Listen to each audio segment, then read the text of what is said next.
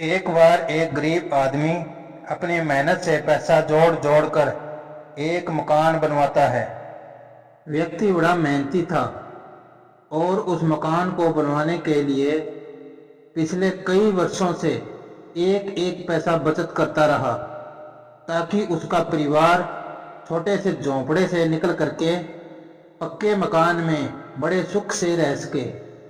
इसके बाद पंडित से पूछकर गृह प्रवेश के लिए शुभ दिन निश्चित किया जाता है, लेकिन गृह प्रवेश से 2 दिन पहले ही एक जोरदार भूकंप आता है और उसका मकान पूरे तरीके से ध्वस्त हो जाता है।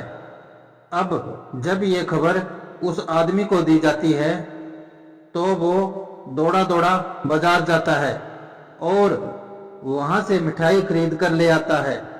अब मिठाई लेकर वो घटना स्थल पर पहुंचता है, जहां पर काफी लोग इकट्ठे होकर उसके मकान गिरने पर अफसोस जाहिर कर रहे थे और कह रहे थे कि बेचारे के साथ बहुत बुरा हुआ।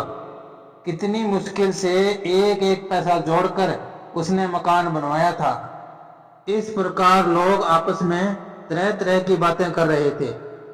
अब वो आदमी वहां पहुंचता है और अपने झोले से मिठाई निकालकर सबको बांटने लगता है। ये सब देखकर सब लोग हैरान हो जाते हैं और उसका एक मित्र उसको कहता है कि कहीं तुम पागल तो नहीं हो गए?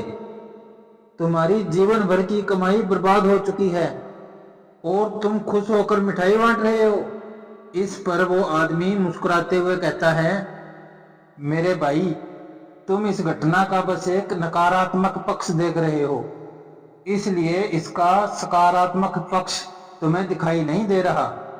इस मकान के गिरने का मुझे भी दुख है, लेकिन मुझे इस दुख से कहीं ज्यादा खुशी इस बात की है कि ये मकान आज ही गिर गया। वरना तुम ही सोचो, अगर ये मकान 2 दिन बाद गिरता तो मैं, मेरी पत्नी और मेरे बच्चे सभी मर सकते थे। तब सोचो नुकसान कितना बड़ा होता। और अभी मेरे हाथ पैर सही सलामत हैं, इसलिए मकान तो मैं और भी बना लूंगा, लेकिन अगर किसी की जान चली जाती तो क्या वो मैं पैसे से ला पाता? अभी उस व्यक्ति की बात सुनकर वहां सभी मौजूद लोगों के चेहरे मुस्कुरा उठे। वो जान गए कि उस व्यक्ति ने उन्हें कितनी गहरी बात बड़ी सरलता से समझा दी। दोस्तों, ये कहानी हमें जीवन की एक बड़ी महत्वपूर्ण शिक्षा देती है। जीवन में सुख दुख सिक्के के 2 पहलू जैसे हैं जो आते जाते रहते हैं।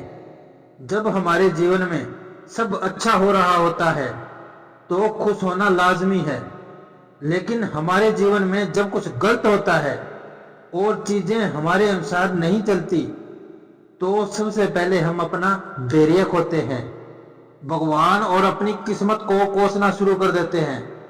यानी उस समय हमें सिर्फ और सिर्फ अपना दुख नजर आता है और उस दुख के अंदर जो थोड़ा बहुत हमारे पास है हम उसे भी खो देते हैं।